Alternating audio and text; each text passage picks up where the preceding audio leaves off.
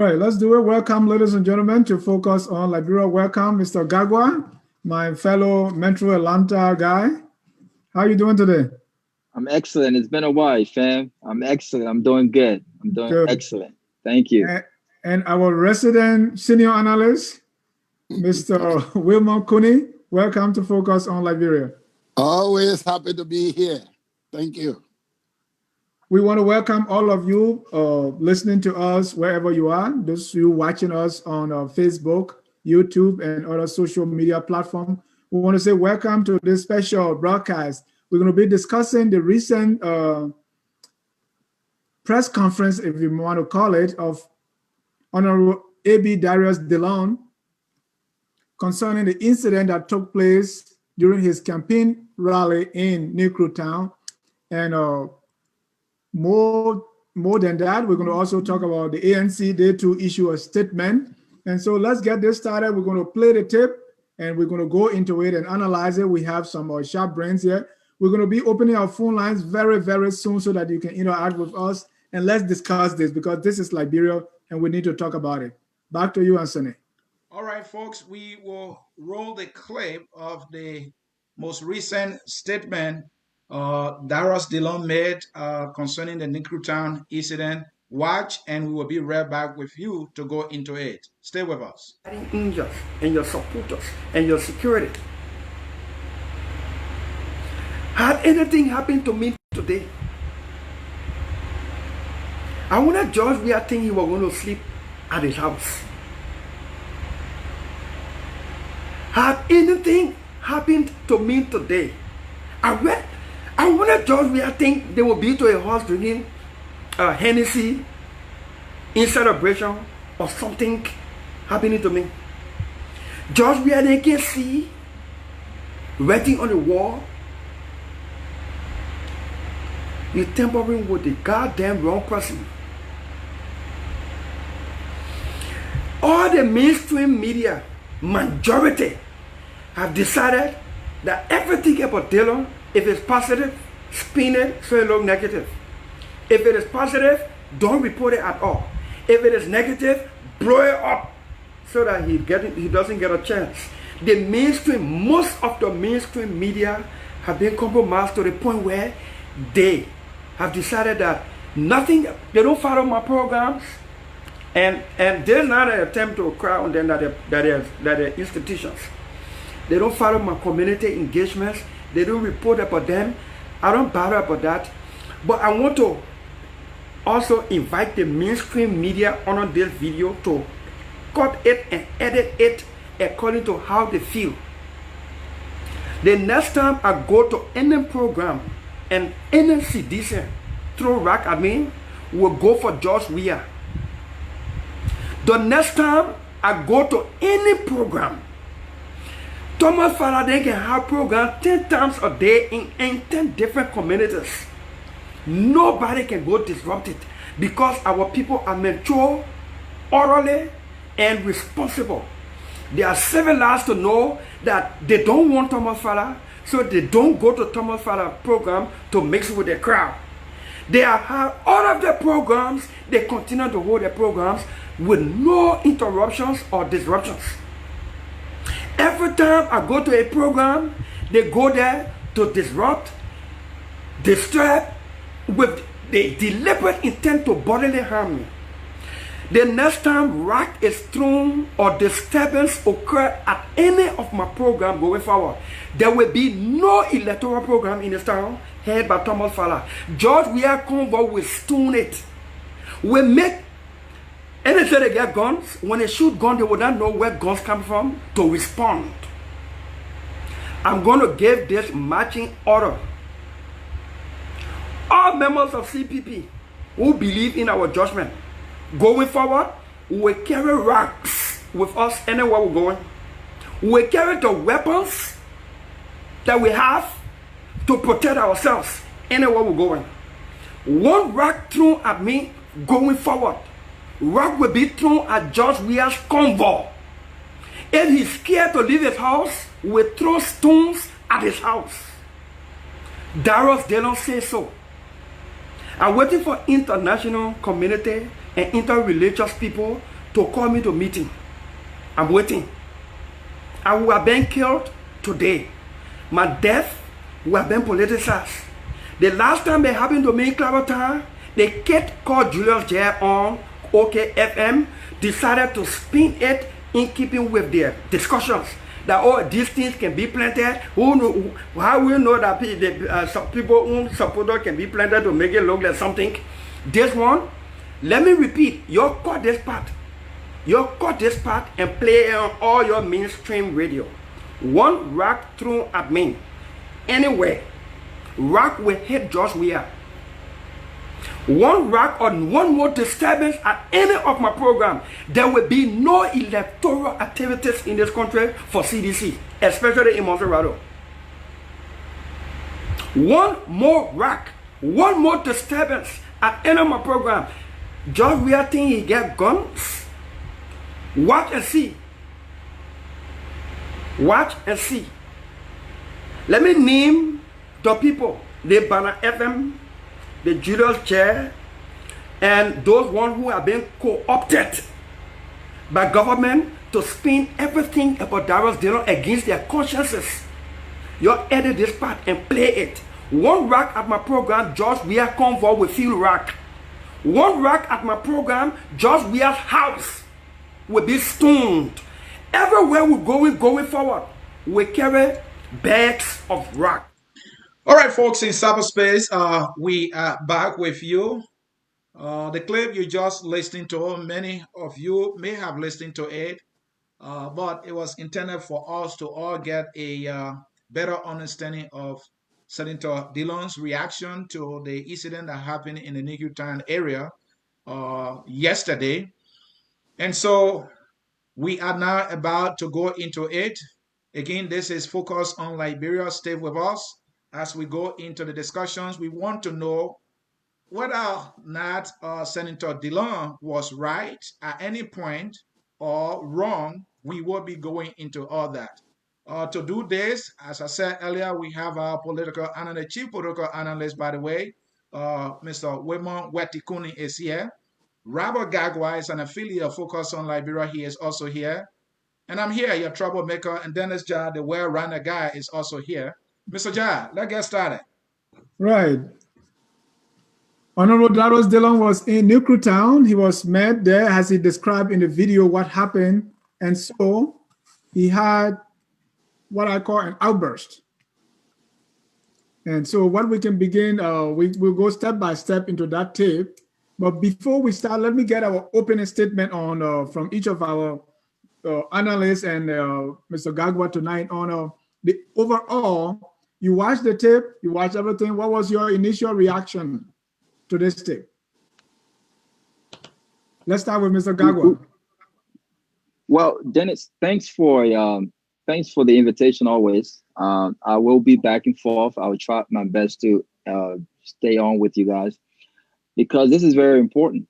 I listened to the senator's reaction yesterday, and my first reaction was, wow. Now,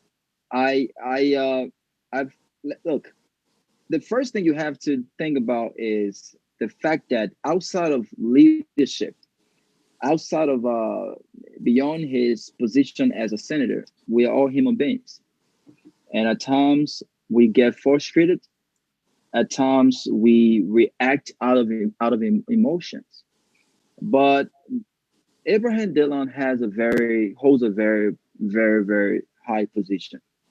I think expectations of him is very high. And I think sometimes his supporters tend to miss the magnitude of trust when it comes to leadership that people have reposed in him. And so the excuse as to his emotion and the fact that his life could have been taken, I'll first like to condemn unequivocally any act of violence. I think that what happened to him in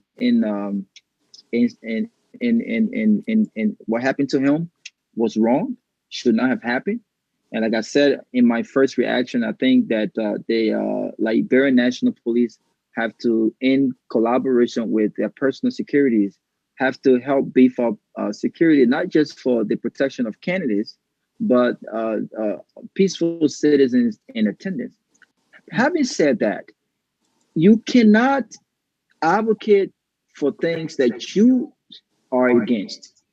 Abraham Dillion have consistently condemned violence in the strongest possible terms.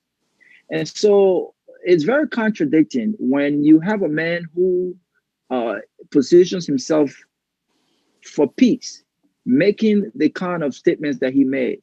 His statements were reckless. His statements has the propensity to disrupt peace in Liberia.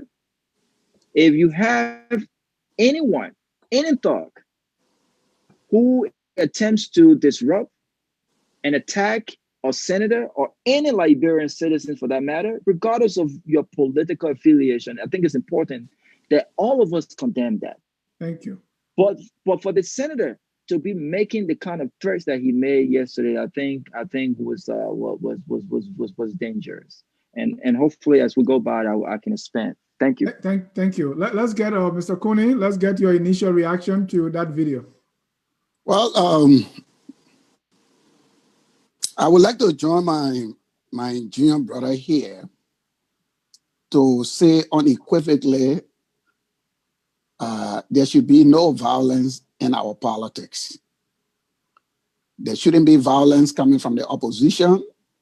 There shouldn't be violence coming from the ruling party. We should all stipulate to that.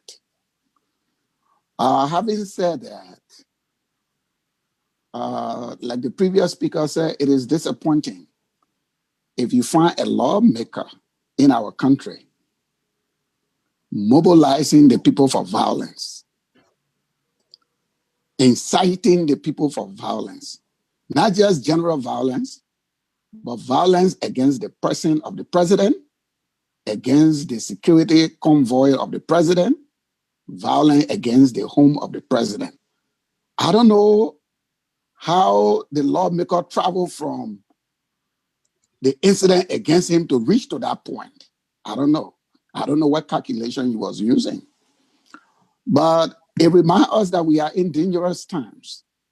Look, sometimes when I hear all these guys speaking about violence in our country, maybe it makes true the statement that when people inherit things freely, they tend not to value it.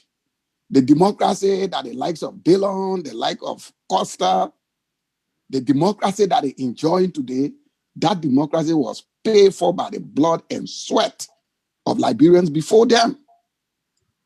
The names are numerous, from university student leaders to chiefs to Liberian political leaders. They pay for their blood with that violence, not excluding the 250,000 people that died in the Civil War. So for anybody to chip in this democracy by all of these reckless talk about violence is disappointing. It's like they inherit it freely, so they don't value it. I can imagine a situation in Liberia where somebody would threaten the convoy of the president, where somebody would even insult the president.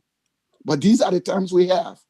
And people are taking advantage of this situation. Before Asuni comes in, I want us to put this in context. Senator Darius Dillion was responding to an incident. Talk to me, what's your reaction to that incident as well? But we all said that the incident is wrong.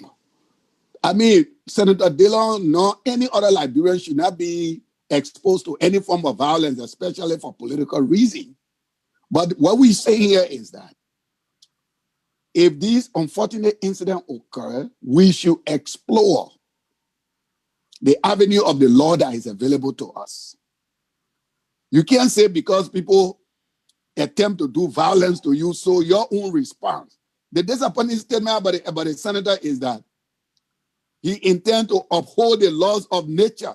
I thought the senator was supposed to uphold the laws of the Republic of Liberia. But he said he will respond according to the laws of nature. That is disappointing. Okay.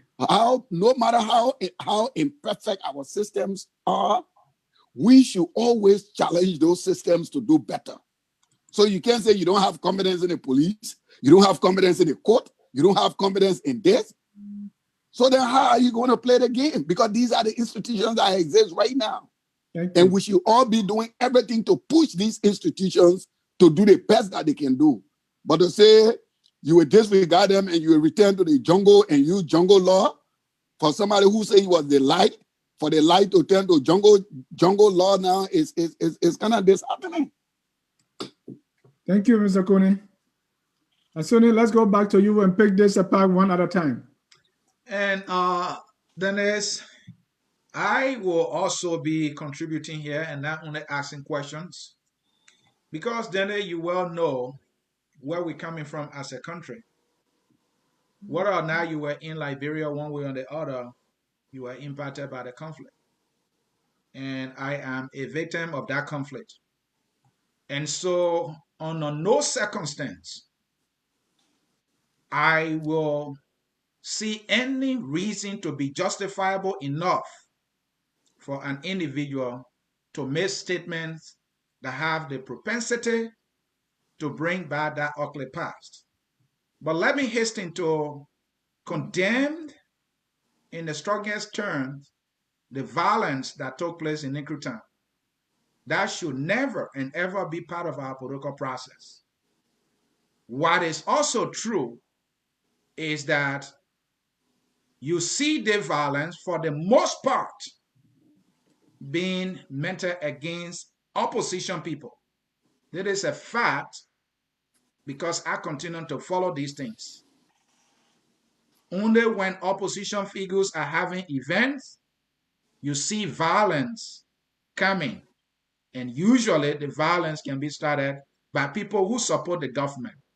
And I'm not going to have my feelings on it because I know this to be true. Every event that we know of the government or people that support the government, there has not been any event where to say people from the opposition will start throwing stones, but it happens on the opposite side. And it is important that wherever you stand, we recognize that. So I will leave it there and bring Mr. Gagwad in. Robert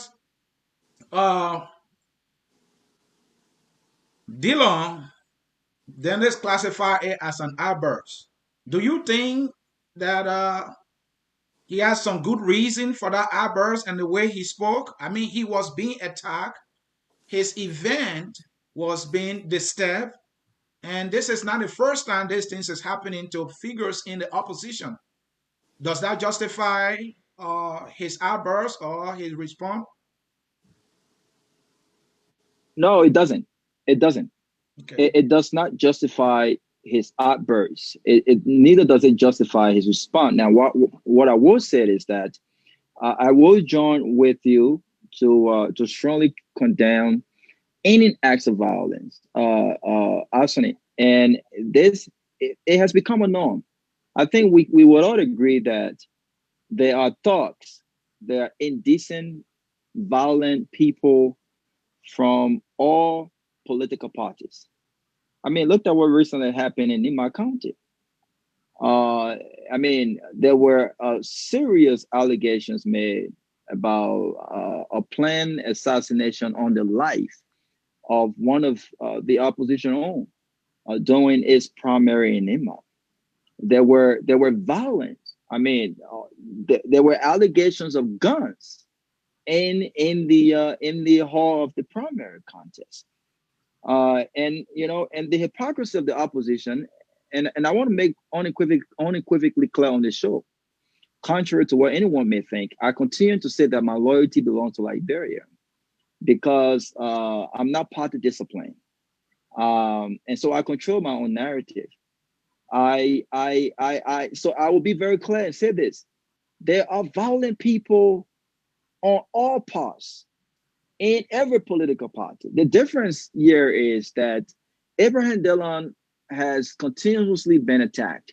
And I understand his frustration. I understand how he feels when someone's life is attacked, is in danger. I understand. But a very important quality of a good leader is one who is able, even in times like this, who's able to relax, get settled, think through what has happened, and come up with a statement that is reflective of what he or she believes in. I don't think Abraham Dillion is a violent person. I believe him when he says that he's a peaceful person. I believe him when he condemns violence. But to say that because his life was threatened by a guy who happens to be, or people who happens to be seditious, somehow justifies his threat. Keep in mind, what he said was so strong. This is not just about what happened to few folks who were identified as seditious. Just if a sedition or a guy from LP or a guy from Unity Party is caught being disruptive and rude and violent, I think that person should be handled as an individual per the highest weight of the law. It is not transferable to the president of Liberia. And the kind of threats that you make, he says something about, you think you have guns, you won't know where guns will come from. And the next time I'm attacked by seditionists, we're going to march on the president. He even challenged the security force of the president to act if he went to the president's house with citizens. Not only are you making these very strong statements that has the propensity to take us back into those dark days, you are putting the lives of citizens at risk. I believe that the senator, what he did today should have been done yesterday. Given the high emotion of things that occurred, he should have relaxed. He should have thought about this very thoroughly. And today, his reaction today should have been his overall reaction. We have to be very, very careful, and it's troubling. It has become a pattern. The other day, Abraham Dillion responded to a woman who requested help building the home of a neighbor who house had burned. He did not. He responded without any empathy. Though his message was good, he responded with absolute no empathy, and he was wrong. The next day, he came back and recognized that he should have responded better. And the meaning it becomes a pattern where Abraham Dillion react and respond per his emotions. It becomes very troubling. So I'm going to urge the senator that in as much as your events are attacked, we do not support that. And this government, I think the president has to be very clear. He has to condemn these things, especially when it relates to his partisans. But you cannot blame the president for the acts of individuals who happens to be partisan and make these kind of threatening statements. You cannot do it. You cannot do that. Thank you. Mr. Cooney, let me come to you. Let me come to you, Mr. Cooney. And I like the fact that you have some law enforcement expertise. And that is where I'm coming from. So put on your professional law enforcement or expertise here at play. Here in America, there is something they call self-defense. Dillion was attacked. It is clear that individuals attempted to get to him. We can't tell what their intentions. We can't tell what their intentions are, but clearly you could tell that they were going there to harm him or do something according to him. And he responded in this manner. Don't you think that is an example of self-defense? No, it's not. It's not. And thank you for putting on my law enforcement cap. Okay. Look, we should not sugarcoat what Dillion did. Okay. What Dillion did is criminal. It's against the laws of the Republic of Liberia. To threaten the person, to threaten the life of the president of the Republic of Liberia, violate criminal statute. To be honest with you, in Liberia, if things were the way they're supposed to be, Dillion should be arrested today. Dillion should actually be arrested and face prosecution. No one can threaten the life of the president of the Republic of Liberia. I'm comforted by the fact that the National Security Council have put out a strong statement reinforcing their ability to defend the president. But I think it shouldn't remain there. Look, our country is a country of impunity. People steal and nobody do anything about it. People break the law and nobody do anything about it. Here is a senator, a sitting Liberian senator, threatening violence at every location of the president. You understand? Inciting people to arm. Sometimes, Asani, when members of the opposition speak about violence, I'm using my security higher now. Right. It sometimes suggests to me that there is somewhere that they are hiding some military weapon that they intend to use. Because if you tell me that you don't know where the weapon will come from, maybe somebody is giving them some kind of comfort. Mr. Kuni, before you end, I want you to continue. But before you end, what are the options available for Senator Dillion? Because he's being attacked a couple of times now. The options available, my brother, we are operating within a system. If Dillion is attacked, Dillion needs to go to the law. We have the law. You can't say you discredit every institution in the country. Look, these are guys, they don't trust the police. Right. They don't trust the court. They don't trust the National Election Commission. Then why are you participating in these things? But Mr. Kuni, what is the history of the police? Because we have had these incidents before, like the one in Granjere, right? So what's the history there of people who are engaged or involved in these acts being prosecuted? Yeah, but Dennis, even if we disagree with the history of these institutions, calling for a total chaos in our country is not an option. But that's what I'm saying. What are the options? So what I'm saying is we should continue to hold these institutions accountable. Nothing is happening. So what? So you must bring a rock and the other people must bring a rock? That's what we should do? Well, we cannot do that. If total law, if the most powerful, if you now, the most vulnerable in the society, you don't feel protected, what else? That's why I'm asking for the option. What else can he do? Look, let me tell you something. Dennis, look, this is a false choice you want the Liberian people to make. In this country, I'm just asking. Mr. Dillion, we are just asking questions here. You know our role I'm here. Answering the question. I'm answering the question. Yeah, but don't include us in with that assumption. In this country, there was an infrastructure of discrimination. There was an infrastructure of oppression. But people work in the system to make it better. The people did not call for violence. To say that because our system now working, so the only option we have for is violence is what we should reject. I'm saying you use this country, right? Don't get frustrated because I can't let you learn like that. You use this country. You see, you called me. I didn't even learn my other point. You brought another issue. But you use this country, right? Yeah. Because Martin Luther King's approach was not the only approach. There were other options that were on the table that other parties, that other individuals took. Yeah, but the approach that gave the Black Americans the maximum benefit is Martin Luther King's approach. Violence did not get them anywhere. Violence did not get them anywhere. So what I'm saying, Martin Luther King continued to awaken the moral compass of the American people to see the rottenness of the system. He did not call for arms.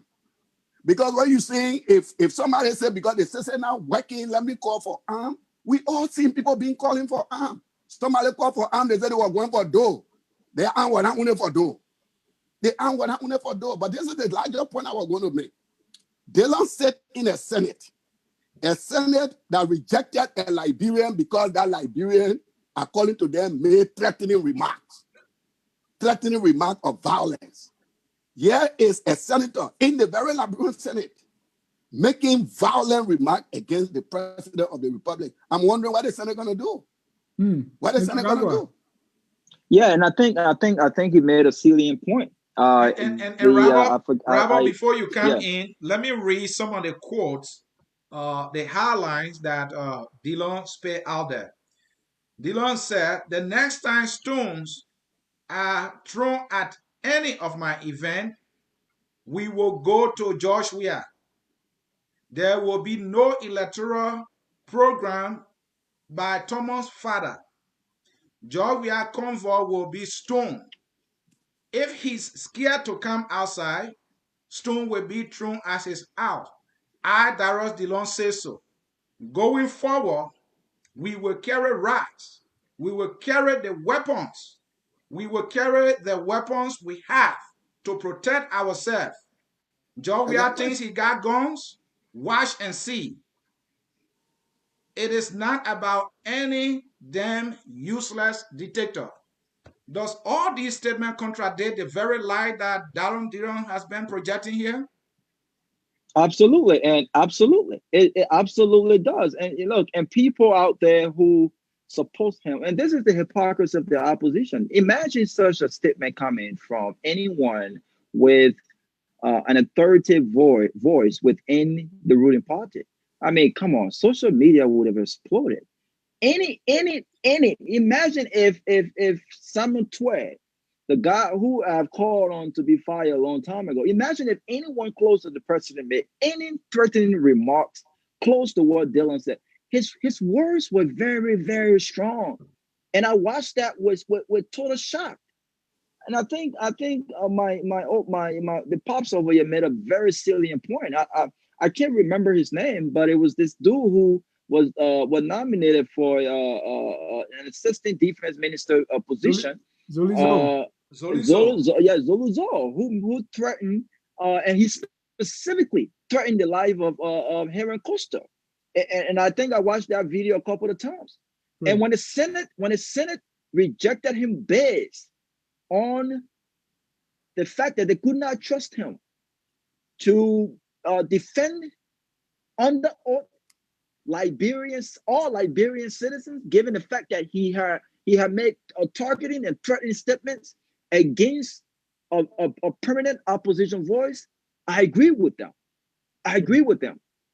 And so in this case, to see a sitting lawmaker, who was one of the most critical voice at that hearing, make the statements that he made last night, it is troubling. Look, we have to be very careful in that country. The thing that we're doing now is that when the opposition, when violence occurs within the opposition remains quiet. The opposition reacts, and it's nothing wrong with it. When Todd Wangwe made the allegation that his life, a planned assassination on his life, guess what? There were people within the opposition who called me and said, "Robert, that's a joke. Who wants to assassinate this guy? This guy has no voice. Why are you underestimating his alleged threat on his life? And now, all of a sudden, you want us to feel for Dillion because his life was threatened, and so you want to justify the statements he made. That's absurd. We cannot encourage these things to happen in our country. It's bad. It's dangerous. And thank you, Mr. CA, for reading those statements.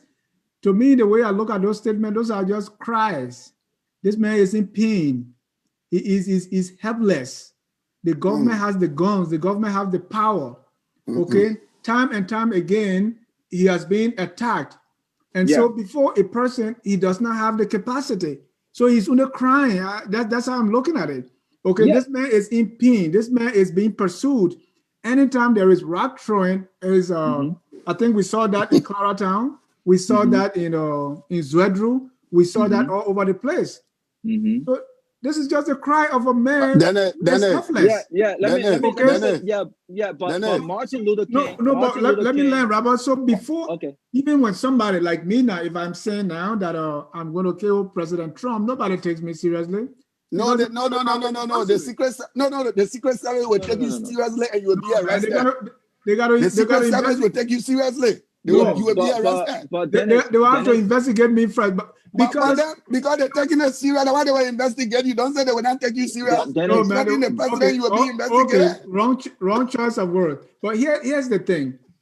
I don't see those as real threats. I mean, who throws rocks at convoy? That doesn't make sense. Dennis, don't rationalize criminality. Don't rationalize criminality. What the man did was criminal, and we cannot rationalize criminality. Then the question is, then if you see that as cries, and cries that should not be taken serious, cries that should be analyzed on the basis of his pain and what he has been through, the question then is, then what threats do we take seriously in Liberia, and from whom should we take it seriously? And so look, no, I don't think that's justifiable. Look, I condemn violence continuously at his rallies. I don't think it should be happening. I think you asked what are the options for him. I think that one of the options would be calling on the government through the Liberian National Police to help beef up security at these events. I think that Abraham Dillion should be protected on the campaign trail. And I think the lives of peaceful Liberians who have the right to affiliate and to support whatever candidate of that choice, they should also be protected. No one, regardless of his or her political party, no one should be allowed to disrupt and behave violently at any events. The issue should be discussed. If you don't agree with this man, if you don't subscribe to his ideology, then guess what? Don't just go to his event. So I understand from where he comes when it comes to that. But again, but Robert, just because that understanding is not enough. Yeah, no, but guess what? It is also not enough. It is also not enough, and it does not solve the problem that he's going through by making the statements he made yesterday. Because guess what? Regardless of what Dillion may be going through, Dillion is protected. Dillion has security. Dillion has the capacity and the ability to beef up his security. Dillion has supporters. There are Liberians out there who are very ignorant, who does not care. There are thugs out there who I believe, regardless of the retraction of his statement, who can still act on his statement. And that's even more dangerous. And we should not allow that. And so have there been an official complaint to the national police on what happened yesterday? I think that's the first step. Look, the system is flawed. The system is not functioning at its full capacity. We understand that. The police, in some instances, the police have operated as state police or regime police rather than the police that should be protecting all Liberians, regardless of which political party they affiliate with. I understand all of that. But again, we have to understand our history when it comes to violence. Violence have been detrimental to us. Violence, this is why we are where we are today. We have enjoyed the fragile peace for all of these years. And again, for a guy like Dillion, with a bright political future, regardless of what happens come December, he should always be careful in his response and how he reacts to these things. And let us be the one to say, you know what? This man's event cannot always be interrupted. He cannot always be attacked. Let me make one last statement before I go. With regard to self-defense, the self-defense argument is absurd. Is stupid, because self-defense is very, very clear. Had his security acted in an attempt to prevent this dude who had advanced on him at the event, it would have been justified. They would have been in all right to act to prevent this guy from. Robert, maybe it's a political self-defense. But you can't make a political. You can't make a political. That's dangerous. You can't make a political self-defense. The law is not applicable to political self-defense. It just doesn't make any sense. So again, to justify self-defense, it has nothing. What an attack from a partisan on a candidate, and that candidate in return making threatening statements to the president of Liberia and making statements with the propensity to disrupt peace in the country. How is that self-defense? How is that self-defense? It doesn't make any sense. Let us not forget, is there any history of the police protecting this guy? Yes. The police protected, what's his name? Representative Yeke Koluba and Alice Cummings when what happened in Grand Judith. It was the police that came to that rescue. The police just provided a corridor for them to leave town. No.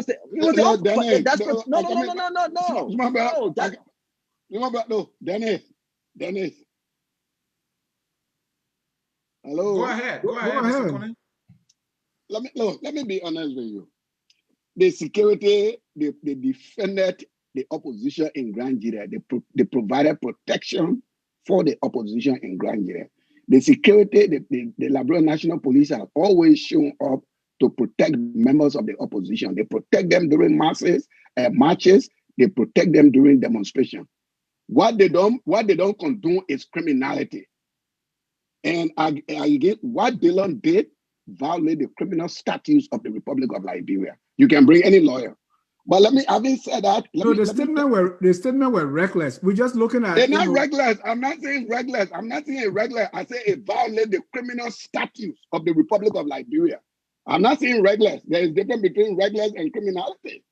So having said that, let me make this point to you. Look, there are many times nobody is in favor of violence. But people should equally speak against violence when it comes from the opposition. The only violence that claims the attention of people is when it comes from government circles. When this other man use the AK-47, they put say, oh, the man is being the hyperbole. We need AK-47, that's what we need. And when Henry Costa, then when they threaten these things, when they threaten these things, we say, oh, the opposition, they're crying for help. This is not a cry for help. Dennis, I beg you, please let me learn because I don't want to lose the thought. I want to make it a very important point. The point we must all realize is that there are violent elements on all of the Liberian political landscape. The other day there was a CPP, they call it some kind of brigade commander that was threatening violence if the election would not be peaceful. The violent nature, ANC youth, they fought among themselves. ANC in Nima County, the CCP fought among themselves. Our political system is infested with these individuals that got these violent tendencies. My suggestion is that my younger brother made the point. Instead of trading crime for crime, my suggestion is that it is about that these organizations, these political leaders, these political parties, and I also want to call on the Liberian National Police to create a liaison between the Liberian National Police and these political leaders to organize their event, to try to protect the event. These are things that we can do. We can say the system is rotten, so the only thing we can do is violence for violence. Let's fire everything. When Dillion is planning his event, let Dillion's office coordinate with the Liberian National Police. We are going to Clarendon today. We need a police protection. When the other person is planning that, so that we can make use of all of our resources. But to say that, the way Dillion made the statement is like, whoever disturbed his party received direct instruction from George Weah. You can't hold the president responsible for the attitude of millions of other partisans across the country. So it's not self-defense, but what we need to do is to recognize that there is a violent component to our culture. And political organizations, the political parties, they and law enforcement need to work together so that these events can be organized in an orderly manner, so that everybody can have the right to express themselves within the association that they choose. Thank you. But Dennis, let me just add one thing before you move. Just 30 seconds. Why is it that it's true that you cannot hold the president accountable for all disruption that occur at these events? It is also important that when these things happen, such as what happened in Clarendon and on St. Paul Bridge, and whether or not this person is identified as a sedition or the opposition party, it is also important for the president, because he's the president of all Liberians. He's our leader. It's also important that he condemns these sorts of violence when it happens. You cannot just be quiet. So why we criticize Dillion for the very reckless remarks and threatening statements he made yesterday? Make no mistake, I think it is incumbent upon the president to condemn these actions, because when anything happens in Liberia, the buck stops and it begins and ends with him. Thank you. No, I agree with you. I agree with you, and the president has done that. The Grand Jide attack, the president did, condemn the violence and Grand Jide. The people were brought to Monrovia for investigation. The only thing is some people think that the president don't act fast enough. But I think as the president of the country, Mr. Kuni, we get that point. Let me bring in this because I don't. Mr. Kuni, are you here to blow the president trumpet or something? He borrowed medicine, so he riot medicine too. The man always condemning violence. The mother likes violence, my people. Okay, let's see, because you look at what happened in Newtown, what happened in Grand Judah, what happened in Clarata and other places, right? For what happened, because of what happened in Newtown, we didn't hear anything from law enforcement. But because of what Dillion said, here is a statement coming from the EPS. The EPS warns Senator Dillion and his backers to know that attacking the convoy of the president or his residence poses a direct challenge to the function of the Executive Protection Service. It would therefore necessitate appropriate security response to eliminate any such threat in order to safeguard the President of the Republic. This is the EPS being very quick to respond. But when it comes to violence against opposition, what do we get? No response. Not a single statement can come from them. Oh, Listen, no, let me no, give you no, another no, no, no, example. no, no, no, no, no, Let no. me Before give you you get that another example, example. no, no, Mr. no, no, Cooling, no. it's my Hold on, turn. Mr. Cooling, let him Mr. Cooling, finish. hold on. Don't hijack me. Let me give you another example. There's a gentleman called Unze Abraham Kamara. AB is a social media talk show host. At some point, there was a Facebook post in which they claim he was the one who made the post, claiming that he was calling for the assassination of President Weah. Jefferson Campbell, who is the National Security Advisor, I don't know if he's still working. I don't hear anything from that guy. And he issued a strong statement in no time. And that's another example then it is just citing. So, Mr. Cooling, who you just saying no. Tell me, when was the last time that somebody from the opposition, all right, got attacked and the government issued a statement concerning that attack? Name me one event. I told you the Grand Judah incident, the president, the minister of information, the justice minister, everybody issued statement. But you see, why you're conflicting? You are conflicting the protection of the life of the president to a political process. Those two things are not the same. The protection of the president require immediate response. Somebody is saying they will attack the president. And you are saying that because the politicians have now spoken, so the security should now speak. Those are two different things. Those are two different things.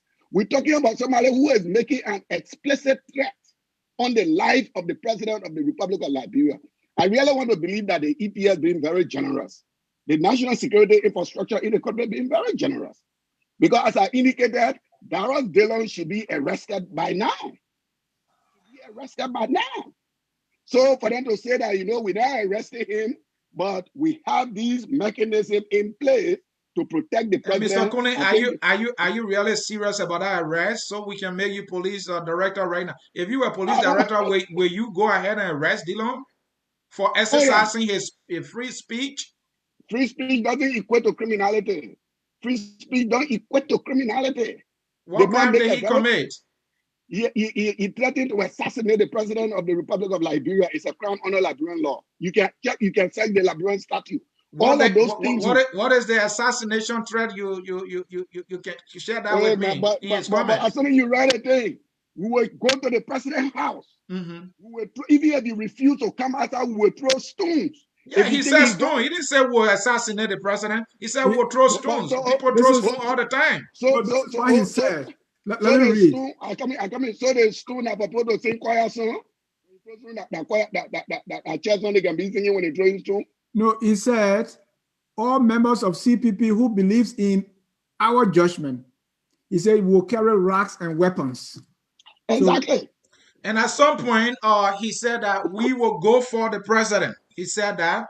And the first statement that came from his mouth was that this country is being engulfed by evil and is being led by the president of the land. This country is being engulfed by evil. So he laid the blame squarely on President Weah and also Dixon Sibo, who is the representative of District 16 in Newtown. And he said that there was a planned attack. He included the president and he included Dixon Sibo. So, Mr. Cooling, I see that you almost like you always saying you're sympathetic to the government. So do you believe what Dillion is saying, that this thing was a planned thing? You agree with him that it was No, I don't planned and believe. the president had knowledge? No, I don't believe that, because for you to believe that, you should also believe that the violence that the CCP itself inflicted on itself in Nimba County was planned by the president. What I'm telling you is that there are violent elements in all of these political parties. People that act independently, without the instruction of anybody. But because they feel that they should act that way, or maybe that the only way they know how to act. You understand? And the political leaders should recognize that. When the youth in ANC decided to fight one another, they didn't get instruction from President George Weah to do that. When the people decided to fight in Nimba, they didn't get instruction from George Weah. Let us realize that in all of the political parties, there are fringe elements that are prone to violence. And when these people display their violence, they must be identified and they must be dealt with for that violence. But you cannot transfer that to the president of the republic. That's the point I'm making. I'm not justifying the violence against Dillion. I'm not justifying that. But the leap that he took to say that he will carry arms and attack the president is the crime that he has committed. And I think the national security forces in Liberia, they've been very generous with him, to him, because had it been any other arrangement, Dillion will be facing questioning by the state security forces today for that act of criminality that he committed. And Robert, let's look at response, right? Because criminality, out of criminality, he's a law enforcement officer. He could be right there. But other acts of criminality takes place all over the place. And government is only responding to acts of criminality or the breaking of the law by people that are not, friends of the government. Right now, so I think we are hearing that people are using state resources, like state buses, to bus people or truck them to their area to register to vote. These are all criminal behaviors or alleged criminal behavior that are never punished when they are done by a supporter of the government or a friend of the government, right? But when it comes to opposition doing it, or someone like Dillion, then you will see all the law enforcement and all the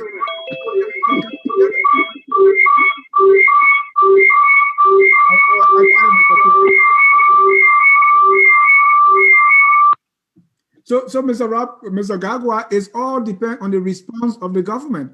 Criminal behavior, yes, but who should commit this criminal offense before government acts? I think it should be everybody.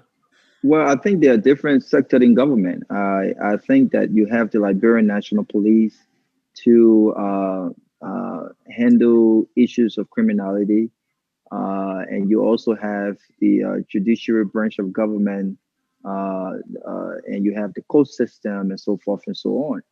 I think that threats on the life of regular citizens, folks with no status, I think any threat for that matter should be taken seriously.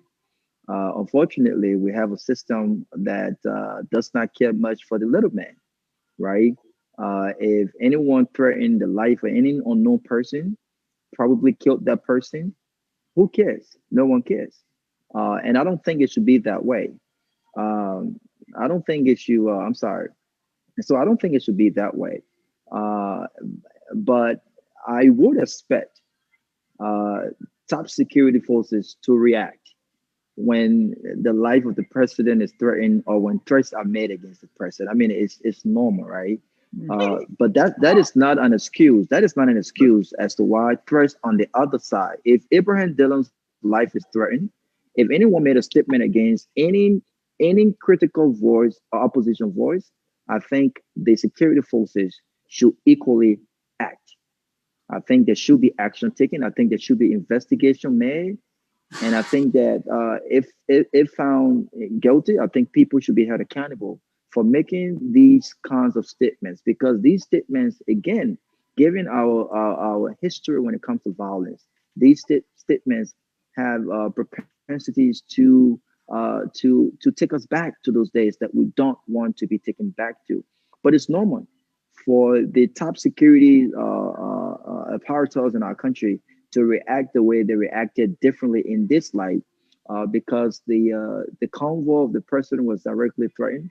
The house of the president was threatened, and don't forget there was a margin order given in the words of the senator, that from now forth, these things will happen.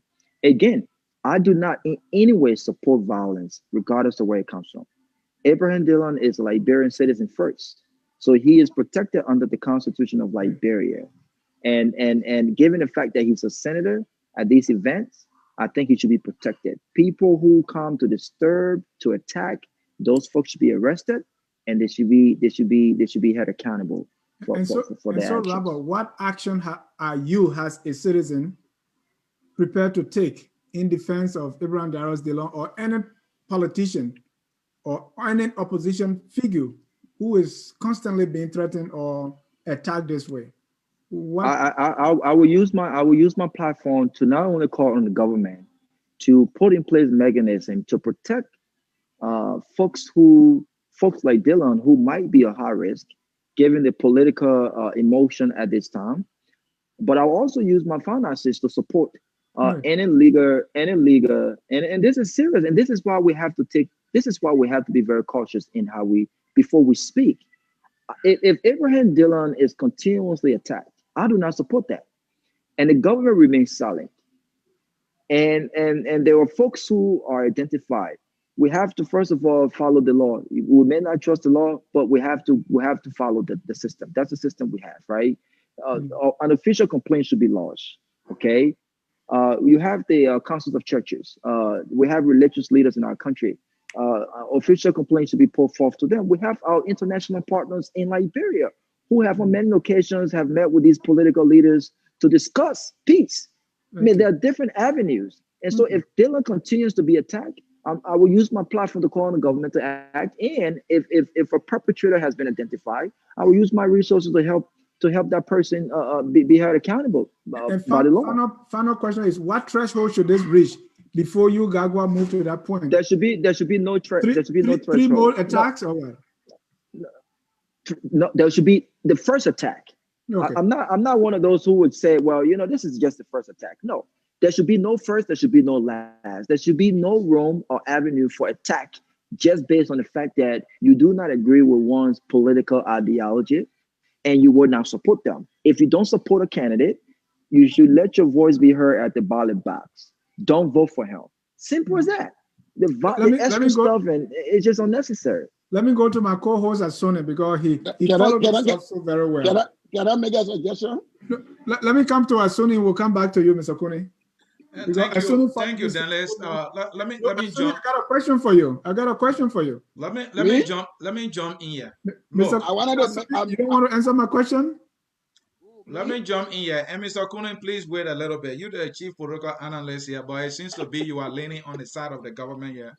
And I'm not hesitating to give my observation. But here's the deal. Those of you who have been listening to me, I continue to read the quotes from Darius Dillion as I listen to the tape. Dillion disappointed me. Dillion disappointed people who were building trust in him. And it is a fact that people need to understand. Dillion missed yet another opportunity to show that he is the light. Thank you. Violence should not be his language. Because the violence of language has never helped us. And Dillion being that light, violence should be the last thing to be on his tongue. Before talking about, at some point he said, I'm the general. And then he changed it to say, I'm the leader. I'm going to lead the march. Think about it, folks. If you like Darius Dillion, I mean, for Christ's sake, how is he? I'm sure that when Joshua listening to that and later on Darius Dillion have to eat his own words and retract his statement. And when I listen to it first, I try to have conversation with other guys, say, yeah, there goes Dillion again. He did it for the first time, the second time with a lady, and this is the third time. Why is this guy trying to undermine everything he has been bidding for himself? He had the politics going for him here. He could have used the opportunity to show that he's above the frail, that he is the real light, that even when he's attacked, he will remain positive as he has always tried to be on his message. But Dillion, he missed it, and I'm glad that he recognized that and he came back, he apologized. But I'm saying it's late. That would be his third time apologizing now. This is a pattern, and he has undermined everything about him. But let me hasten to say it did not kill his political profile that he has been trying to build. But I hope next time he will do better. That was unacceptable from him. And he just made Joshua to just laugh at him. He said, look at the guy, after pretending that he's a tough guy, he has to eat his own words. Mr. CA, you don't even want to hear my question. Go ahead. No, but here's the thing. I want to respond to what you just said. Because this is not in isolation. The era we live in is this macho political culture, right? That is being spearheaded by President Donald Trump. Now, this guy is tough. He curses people. He demeans others, and he doubles down, and that's paying political dividends for him. Up to this point, I mean, the gap between this guy and Joe Biden is supposed to be maybe 40-10. But this man will curse. This man will lie about stuff. This man will issue threats. This man will double down on everything that he said, and he's paying dividends. And this is the new normal we have to accept, Dennis? Well, according, those are politicians. They do what works, right? When you do something that's working for you, you keep doing it. So what's happening in Liberia is President Weah doesn't like to be attacked. He doesn't like to be insulted. He doesn't like to be demeaned. Nobody likes that, of course. But what they have found, for which even people on talk show, because President Weah openly complained about Prophet Key from the early days. And so people have found that this is the weak point of the president, so they will keep exploiting it. They keep punching in that same soul. So Dillion has to go Prophet Key, eh?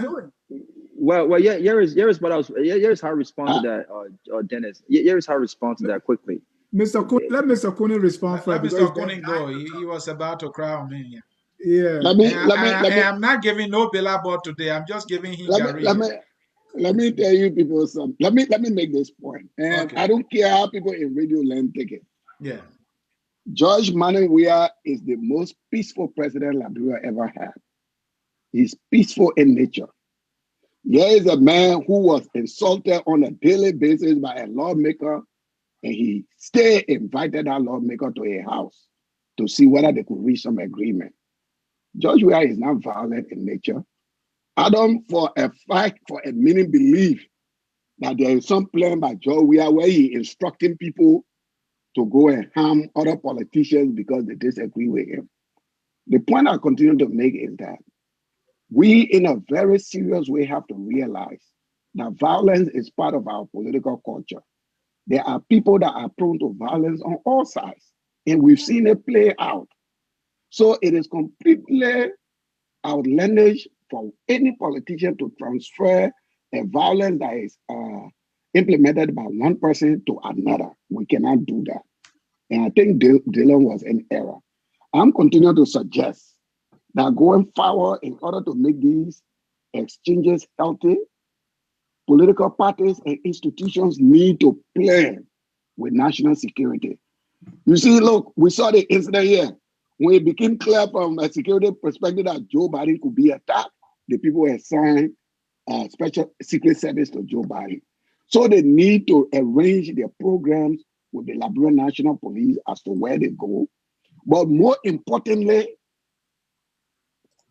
our people are very mediocre.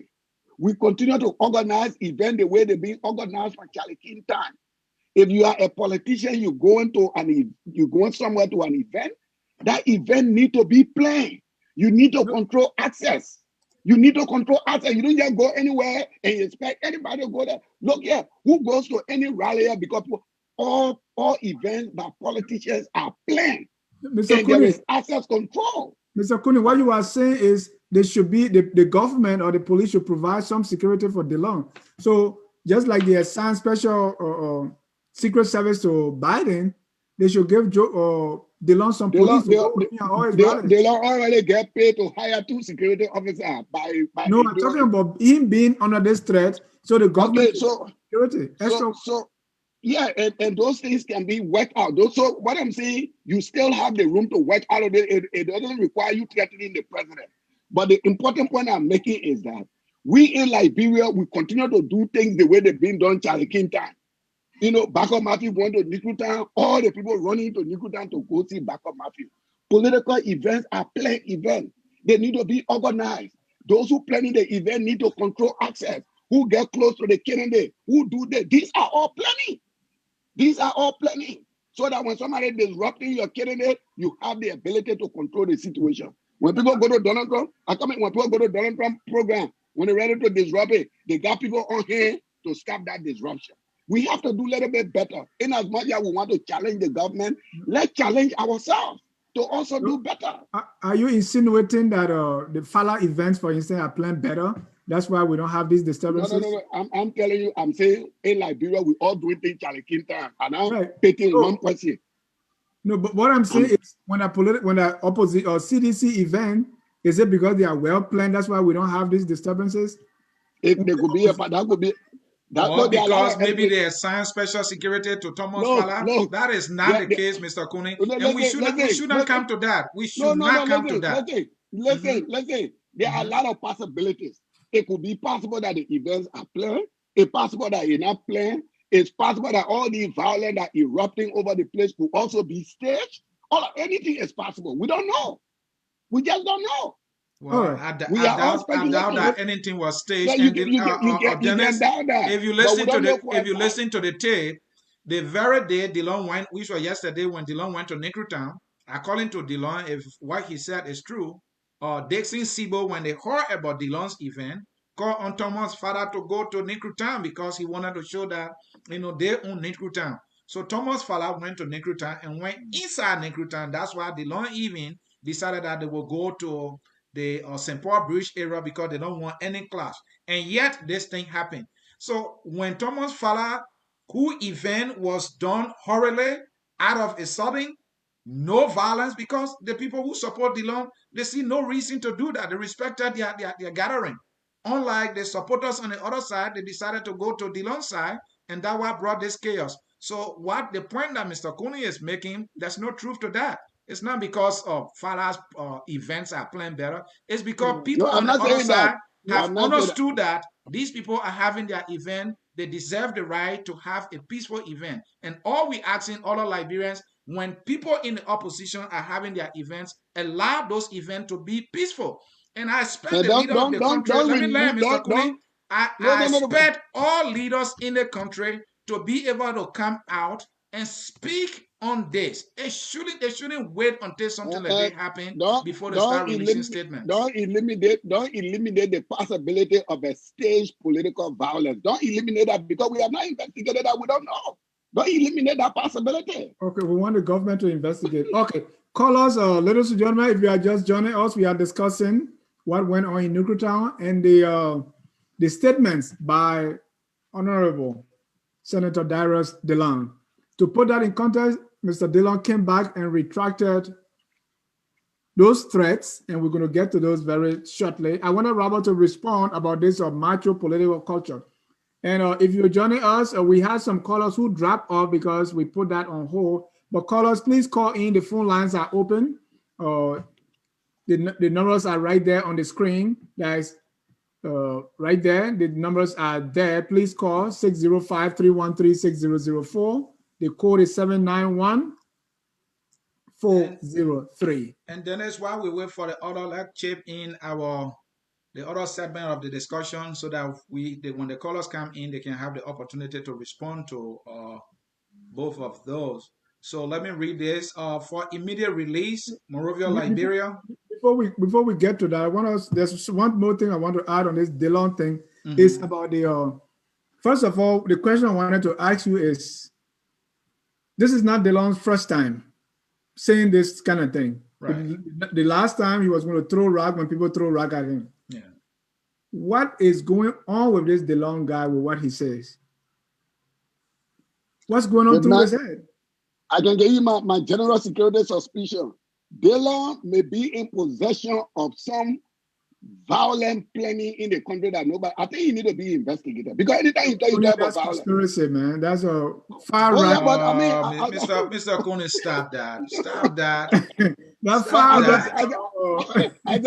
But why would this man keep talking about violence? You got bigger guns, you got this. I think the Liberian people deserve a legitimate inquiry. What is he Mr. depending Cooley, on? you need to understand that he only says that whenever there is an attack. But that is not an excuse. He doesn't just get up and say it. That is not an excuse. You don't commit crime because you don't use provocation for committing crime. Because people provoke you, so you commit crime. It's not a mitigating factor. The way you continue to speak about violence, the way you continue to speak about nobody know how you will respond, the way you continue to speak about this, about that, my law enforcement hat is telling me that there may be something that they don't know, that the What history does he have when it comes to Mr. violence? Cooney, put on your law enforcement hat again. What is his history when it comes to violence? Any history? And that what the investigation will find out. But at least if he have had some history, then I will understand. He's not General Power who was calling for crude defense force here, somebody who has a history of violence. This is Dillion, who to be a political guy. He has no violent history. Zoli had besides serving in the U.S. Armed Forces. Why history of violence here? He's a military guy. He served the U.S. military, so he has the capacity to do so. He's trained to do that. He does not have a history of inflicting violence on people. But he has the training. Dillion has no military training or any let me come in. Let me come in for a second. Mr. Cooney, you were putting on law enforcement hat. I want you to put that law enforcement hat on and tell me that person who was charging towards Senator Dillion. What does your law enforcement hat tells you? Probably they were going to harm the senator, but the senator got security to protect him. The senator. Why you putting board there? Just make a definite statement on that. Listen. The senator got to pay security by taxpayer money. That's not the question Dene is asking you. Answer the question and speak to it further. What question you asking me? What is your suspicion of the individual who are marching to Dillion? Say that, and that's the question. What's your answer? Possibly, it could be possible that he was going to get to Dillion to make a point very clear to Dillion for Dillion to listen to. It's possible he could carry on act of violence, but this is why I'm saying the senator has security to protect him. And so that justifies the individual going to him, right? No. It is in anticipation of all of those things that the taxpayer are paying for the senator's security. The security, they're not there to eat ice cream every day. They are there when security. My question to you was about this macho political culture. That's what you were going to respond to. That people are playing into this playbook because it works with President Weah. Well, I don't know. I don't know what actually works with the president. What I do know is that I understand, as it being part of the culture, how it might seem unfair or there's this imbalance when it comes to protection, especially when one candidate comes from the ruling party and the other is the opposition candidate, and not just that, a critical voice of the president. So I can understand why it may seem or why there is a bit of imbalance when it comes to full protection. It shouldn't be that way. But what I want to make clear is that I don't think that there is a military training that determines or who is capable of violence. I agree. The brothers who were responsible for the Boston bombing had absolutely no military training prior to what happened, and that was one of the first homegrown terrorist act on the United States. You're going far, Charles Taylor. Exactly, and not just Charles Taylor. A lot of those are child soldiers who picked their arm. And kill people, did some terrible things. Yeah. Wait, analyst, we got. He can. Analyst, I'm outing. Your analysis are in favor of the government, man. None of these guys have violent past, but they all brought by George Bullen. None of them have violent past. Mr. Cooney, let's bring in our first caller. Let's bring in our callers. They've been waiting. Yeah. Mr. Wilton Kettle, that's the president for Liberians in Connecticut. Mr. Yeah, Kettle? brother Dennis, how you doing? Excellent. How you doing? Thank you. I'm great, Mr. Sear, and my own big brother Coney, and the other gentleman in studio, Robert. How you guys doing out there? Good. Oh well, Great. thank you for having me. Thank you for having me.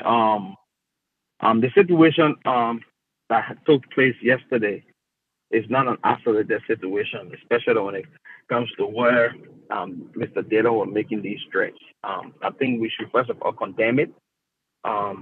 There should be no space for violence in our society, as we can attest to what violence has done to us over the years. But I think for everything that we do, there is a cost. Everything that is happening in Liberia, there's a cost. Somebody must have sparked something. And if you guys sincere to I'm talking about the Focus on Africa team, you guys have to be sincere. Focus on Liberia. Darius Dillion, weeks ago, Focus on Liberia, excuse me. Yeah. Thanks for the correction. You guys understood Darius Dillion when he came out, way before even the pronouncement of campaign or whatever. He came out and said that if President George Weah and his gang tamper with the election, that will be George Weah end. That statement alone will spark up violence. Anyway, you look at it, it's not a statement for any kind of national leader to make. Two, over the past weeks, we have seen violence from the opposition side. Christmas Sally, when they had the riot, the peaceful march against rape in Liberia, Christmas Sally was speaking. And who we saw? One of Darius Dillon's strong supporter, a girl called Queen, rushed and smacked Christmas Sally with her shoes on the side of his neck. It was caught on video. Christmas Sally did not retaliate. We see also at the headquarters of ANC, among the ANC youth wing, there were machetes, there were rocks attacked on their own person in that era. Then in recent times, we see ANC or the CCP first primary process, Right. end up in bloodshed in Lima County. We got a history. So we see trend of, Can you give some history on the government side too, Mr. Kettle? Can you be balanced here to point out some violence on the side of the government? No, you will be the one to point out the violence. I will not be. You'll be the one because you defending. Yeah. So we see the trend of violence. Say that again? No, go ahead. Just conclude. We got more colors. So we see the trend of violence that continue to occur within the opposition group towards themselves and towards the ruling party. We see threats, numerous amount of threats from the opposition side that at least, we all as Liberians will think about our situation back in the days and say, no, these things are not necessary. It has the propensity Mr. Kettle, causing fear. Mr. Kettle. Yes. Mr. Kettle, I agree with you that threats have been coming from the opposition. And if I may help you, threats have been coming from Yeka Koluba. Threats have been coming from Henry Costa and many others that I can't remember. But there have been threats too coming from the government side. Do you care to name 2 or 3? Or your history is on one side? Okay, so this the thing I will keep saying to you guys here, right? I'm here to defend my interests. Okay. All right, thank you, Mr. Kettle. You made your point. If you have any information, I'll defend it. Thank you. I'll take another caller. Dennis, let's bring in Mr. Octavius Gidman. Mr. Gidman, welcome to Focus on Liberia. Yeah, Anthony, how you doing? Doing well. Quickly to the issue. Yeah, thank you very much for accepting my call, man. I was enjoying the show when I listened to because I don't know many old names, so for Oh, respect, Mr. I Cooney, will just Mr. refer Cooney, to him. Whitman Cooney. This man is not old. He's only wise. He's not old man. He's Okay, a young Mr. man. Cooney, Whitman yeah, Cooney. yeah. Oh, no, let my Uh, small brother call me uh, old man. Okay, let him call me old man. Okay. yeah, thank you very much for that, Mr. Cooney. Law enforcement or security credentials. I will question it if he achieved that in the United States or outside of Liberia. I will question that. If he got that degree or knowledge from Liberia, then I will leave it as it is, because that will answer that right there. But I think his security knowledge or credentials came from Liberia. What am I saying? Mr. Gilman, If you are making a serious charge. Anything from Liberia you don't value it? Is that what you're saying? No, Mr. that's not Gilman, anything. Mr. Gilman, I'm But from Liberia. You know yeah. me. So anything that comes from me, it's not good, huh? Because that's what generally you're saying here. No. I mean, it's your So, right to I disagree, would say but to it is. say that because he's from Liberia or if he earns a degree in Liberia, then we shouldn't pay attention. I mean, this is something you're saying against all Liberians. Yeah, I understand that, and I stand by what I said. That because and that's the same thing I've been saying for years. That's 85%. I stand by what I said a few months ago. That Japan make better decisions than 75% of Liberians. Based on how we analyze things and how we look at things in the decision we made. If I was a security guy for Dillion, and it's a threat. If the man is a senator, and I don't know how Liberians sometimes understand issue or look at things. You approaching a senator with a knife. If I was a security guy, I will shoot definitely. If people, it happened in this country. Right, but that's what Mr. Like Cooney said. Mr. Cooney some said people that. that also carry firearms. The law is simple.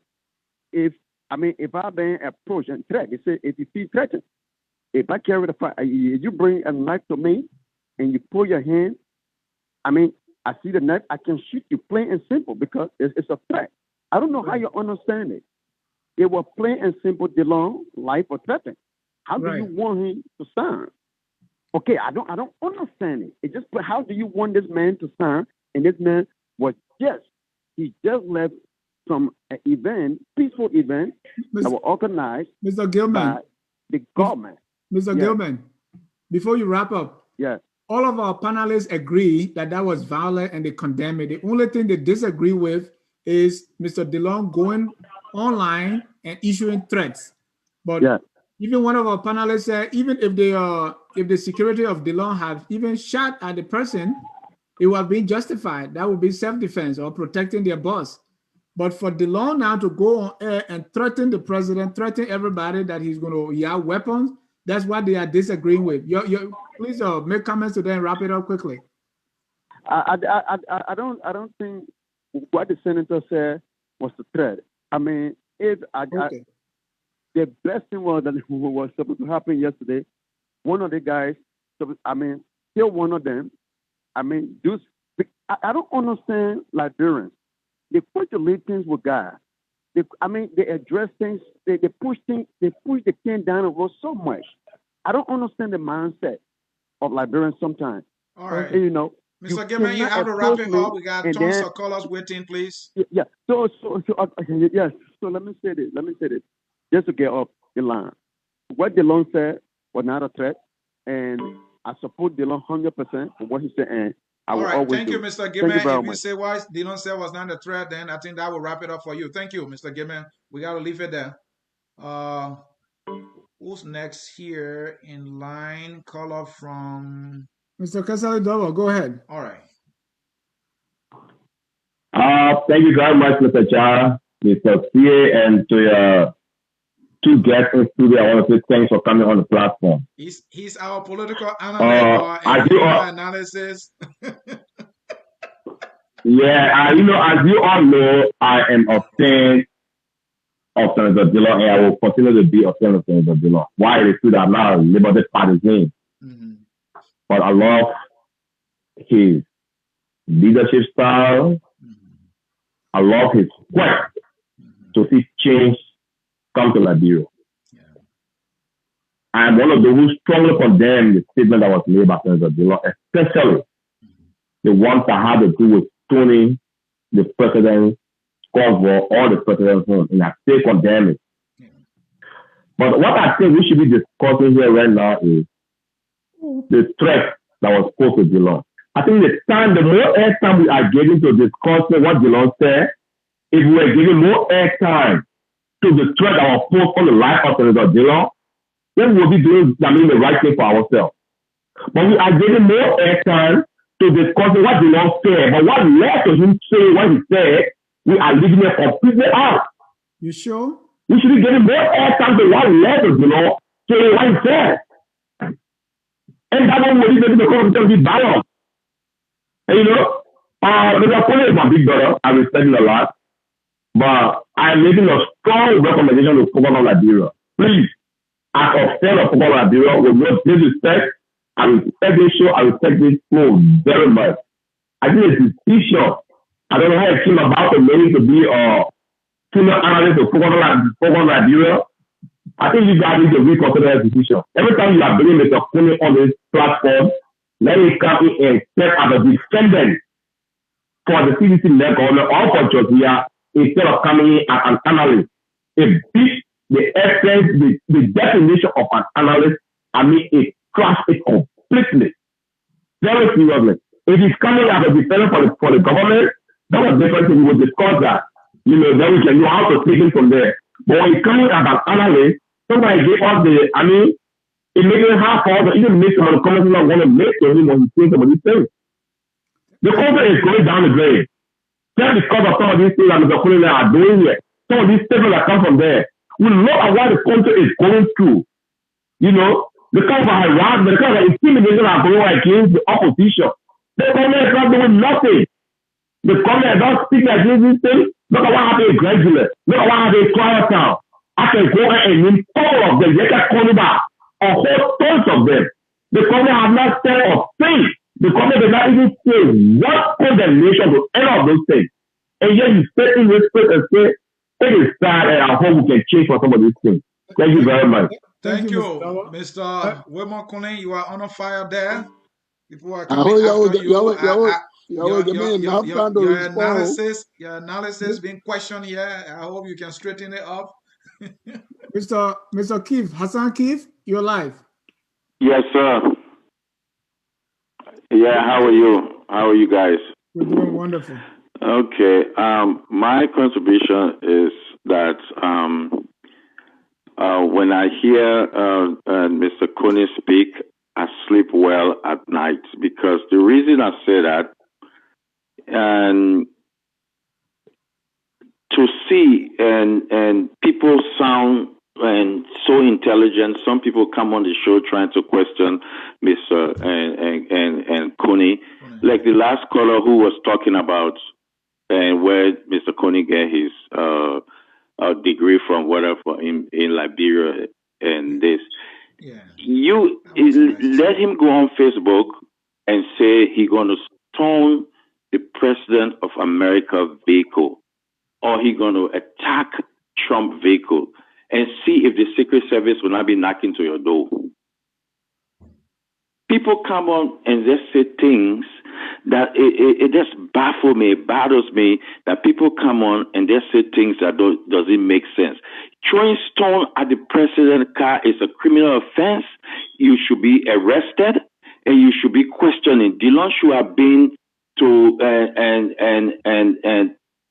to the police, or should have been somewhere be questioning from that statement. He need to lay a statement, because when he said that, he have the potential of doing anything, and they don't have supporters. He have thousands of supporters who will listen to him, who will storm at the president. And mark my word today, somebody will listen, somebody will do stuff from now to the election or after the election. Somebody will storm that president vehicle and the security will respond with equal and force. You know, you cannot say that. You imagine in this country some lawmaker calling for the assassination of President Trump. See what will happen. You're going to go and to the FBI.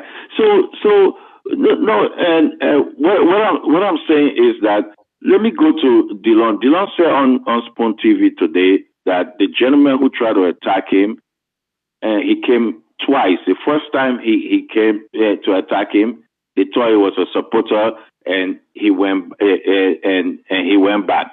The second time he came, and he had a knife on his hand. If you look at that picture, you will not see the person having a knife or something. When I listen to Dillion today, I worry about and if there was a true person who dared to harm him, coming to harm him. I'm not saying anything that maybe he was lying, but his statement today gave me a pause on what happened. So we have to look into that. But Dillon's statement was reckless, and he should be speaking to the security and whoever he need to or NSA or somewhere he need to speak, but he should not. Dillion should not be walking free and threaten the president of Liberia. That is wrong, and people come and try to defend it. Hassan, thank you. Thank you, Hassan. Let's go to the next caller, Dennis. Mr. Eastman, you are live. Let's take 3 more guys. You come in. Why you call my supporter for? You go and walk. Hello. I cut you off. We are running business here. Hello. Yeah, go ahead. You can hear me? Yes, sir. Loud and clear. Okay. Again, the gentleman, a good show, riveting. And you know, I don't know if it's an old people thing, but Mr. Cooney's rationale. A lot of times I agree with it, but I like to address the 600-pound gorilla in the room. I was disappointed to hear the utterances of Senator Dillion, simply because threatening. He went beyond self-defense. He made threats that is not allowed, impermissible, and it could be criminal in nature, as it is. However, what my concern is, are we ready for a democracy? We know that if you look at our history, the Truly Party, they did not encourage a democracy. You know the stories of Twer, Famulé, Coleman. They did not encourage. And what happened? They left the people not many options, 1980. Then we saw the administration of President Doe. Again, what we saw, manipulation of the Constitution. I don't even know if all those provisions were even legal. But what happened in the end? We had another removal. I'm only saying our Liberians, I'm asking Mr. Cooney and Mr. Gagwa, are we ready for democracy? Why can't we encourage diverse opinion? Why is it such a threat that somebody else from a different party to contribute in leading the nation, so we don't have what they call groupthink? Why is somebody else's opinion such a threat to us? Right.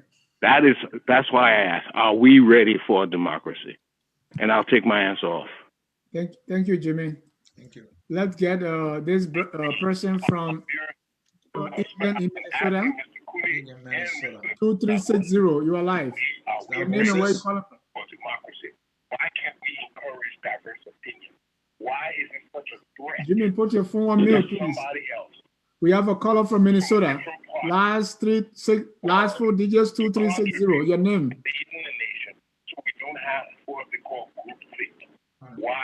Anybody playing the year, please? Is any of you listening to it? Please mute it. All right. That's why I asked. Let me go to Aliu Kamara. Aliu, you are live. Yes, sir. A lot of mis and disinformation coming from some of our callers.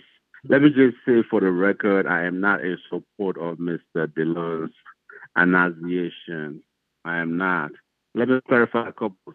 I want my foundation, educational from my day.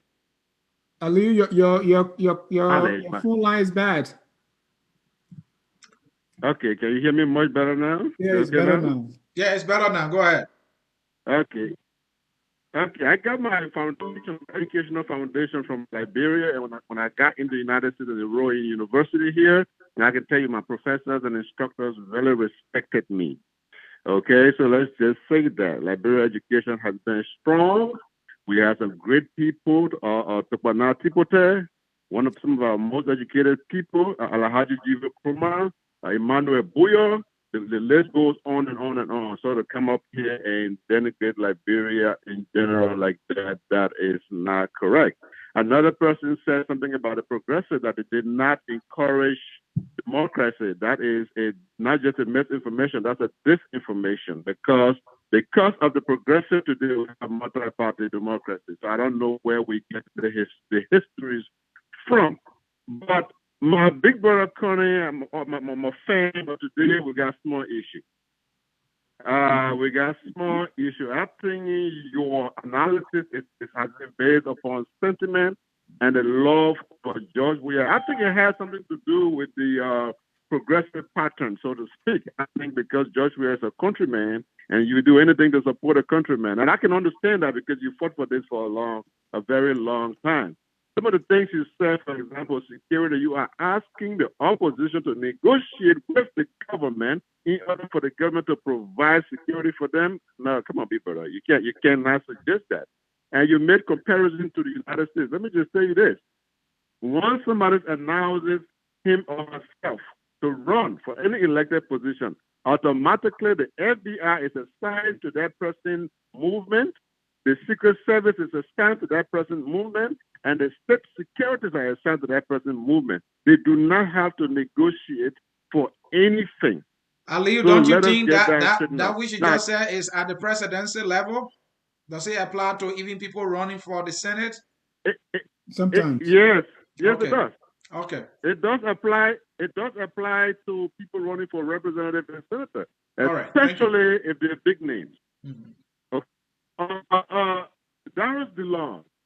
I'm not a fan of what he said, but the reality is, George Weah is the problem. Let us be honest. And the reason why Darius Dillion is speaking the way he's speaking out of frustration. As you may well know, I usually condemn Henry Costa and other people who perpetrate violence or encourage violence in the country. But when things get to a point where people cops are failed, sometimes they may get the same action that we will all understand. We have to understand.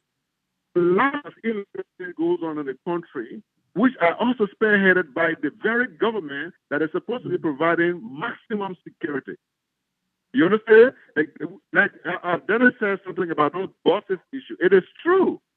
It is true. I'm witnessing that Mr. Tyler has been given city buses or state buses to run campaigns, which is a complete violation of the Constitution. You expect Darius Dillion to go to this very government that is not observing the rule of law just within itself. You expect the opposition to get justice from this particular government, Brother Cooney? Let me bring in the last caller, please. Yes, sir. Yes, sir. After the show today, Brother Cooney, you need to go back, replay the show, listen to it. Today you blow up too bad, brother. But thank you so much for having me. Somebody is getting latches today. Why when the analyst getting latches and you're laughing? I tell you.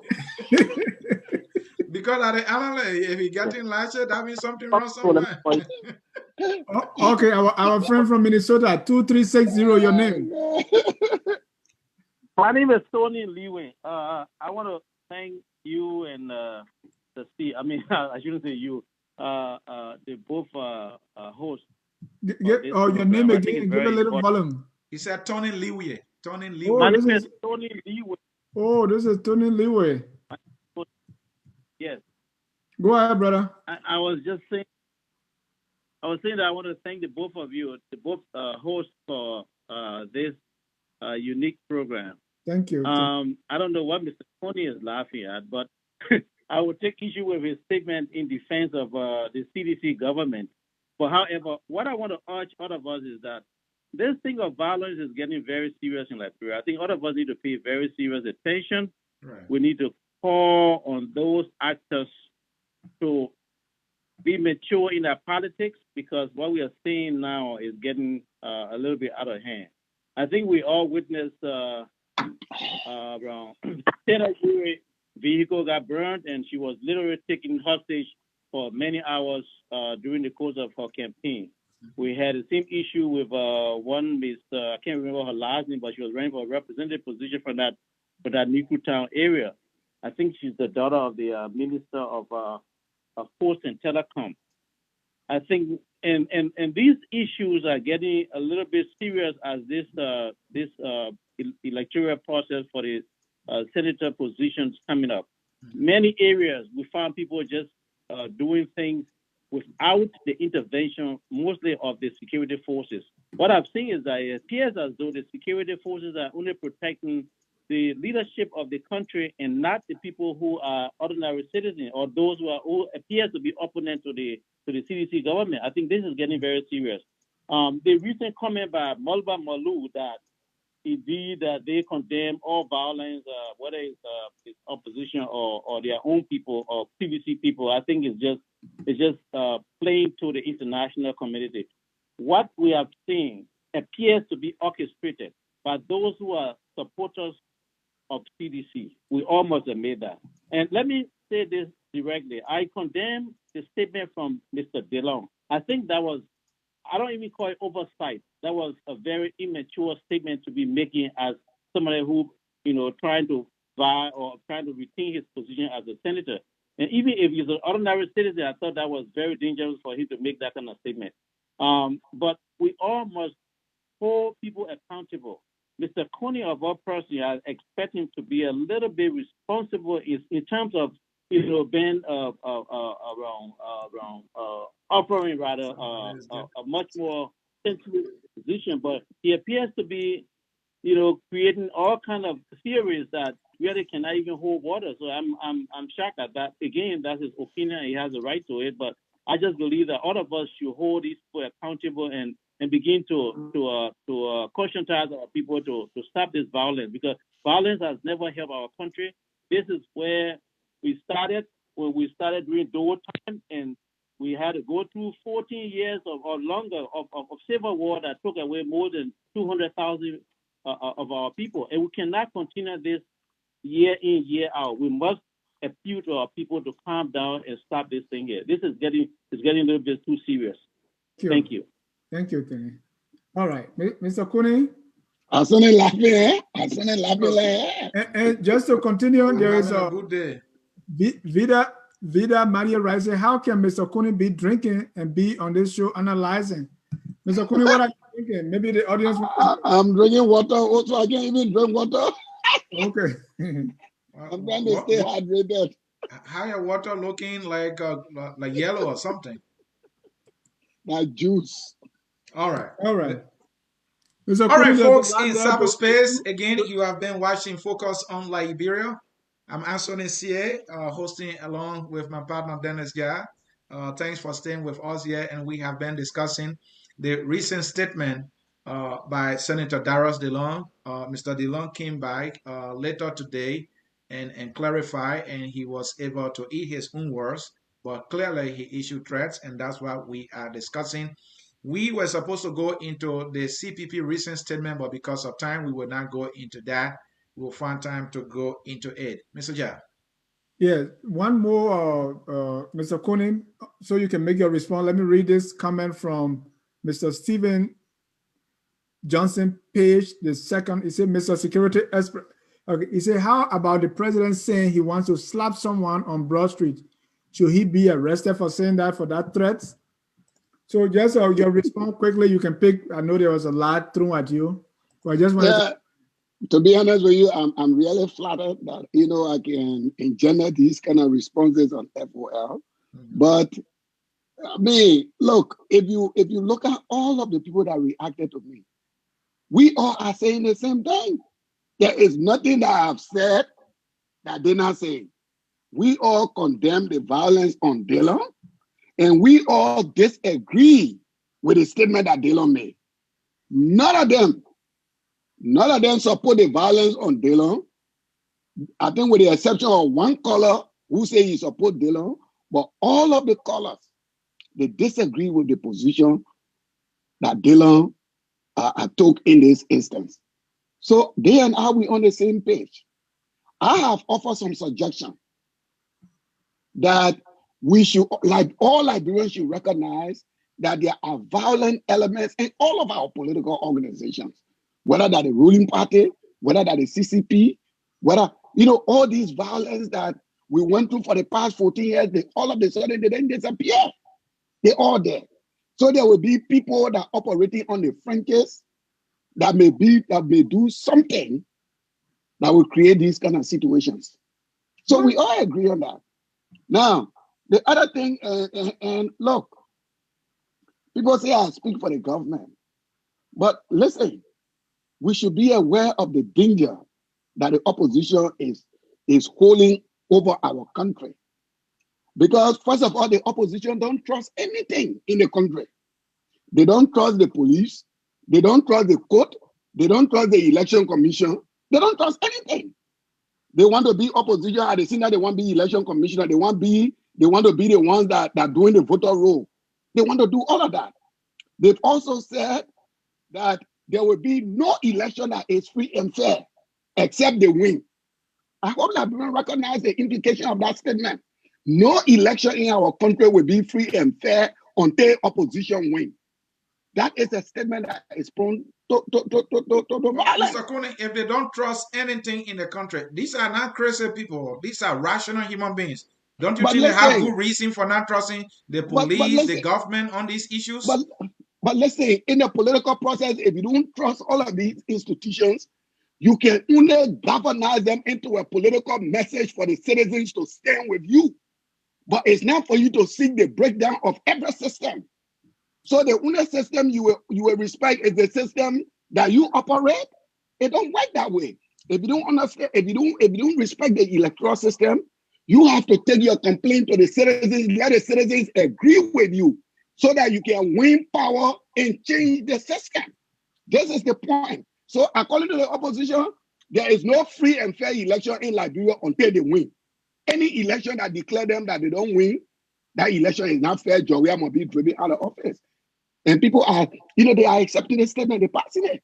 But the fact of the matter is, under the current government, they saw the Victor Amos Orado candidate that were against them. They recognized that, they accepted that. The 2013 election went against them, they accepted that. The election in Bon candidate went against them, they accepted that. But we have an opposition today who are saying that the only free and fair election that they win in Liberia is the one where they are declared winners. And Liberians are quiet about that. From my experience, election get two results. If you go to the election, you either win or you lose. If the process is fraudulent to you, you got two choices.